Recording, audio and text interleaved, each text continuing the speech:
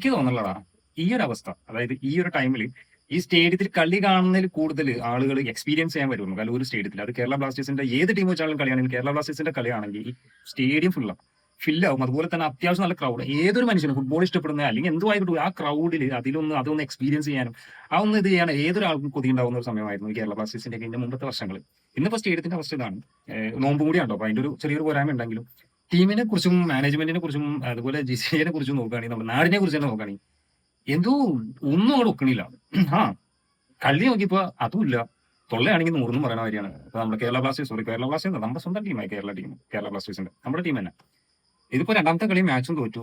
ഇനിയിപ്പോ നോമ്പ് ആയതുകൊണ്ട് ക്രൗഡ് കുറവായതുകൊണ്ടാണെന്നെങ്കിലല്ല, ഭയങ്കരമായിട്ട് സ്റ്റേഡിയത്തിൽ ഒരു മൂകതയായിരുന്നു. അത്യാവശ്യം ഉള്ളവരുണ്ടല്ലോ, സത്യം പറഞ്ഞാൽ പുറത്തു നോക്കുന്നവർ ചോദിക്കുന്ന ഒരു ചോദ്യം അവർക്ക് പ്രാന്താണ് വീണ്ടും ഈ ടീമിനായിട്ട് പിടിച്ച് അങ്ങോട്ട് പോകണമെന്ന്. പക്ഷെ ആ പോയി നിൽക്കുന്നത് കാതലാണ്. അത്രയും എനിക്ക് തോന്നിയിട്ടുള്ള. ഇപ്പോഴും അവിടെ പോയി ആ ക്രൗഡ് ആ ടീമിനെ സപ്പോർട്ട് ചെയ്യുന്നത് അത് കാതൽ സാധനമാണ്. അത് പോകില്ല ഇനി. എന്താണെങ്കിലും നല്ലൊരു ടീം നല്ലൊരു മൊമെന്റ് ഇനി ഉണ്ടാവട്ടെ എന്ന് പ്രാർത്ഥിക്കാം. അതേപോലെ ടീമും നല്ല രീതിയിൽ കളിക്കുമെന്ന് തോന്നുന്നു. ഇനി മുമ്പോട്ട് ഇവർക്കൊന്ന് സിങ്ക് ആവാൻ ടൈം എടുക്കുമെന്ന് എനിക്ക് തോന്നുന്നു. ഇപ്പോഴും ഒരു ഫിനിഷിംഗ് ഇല്ല എല്ലാം കൊണ്ടും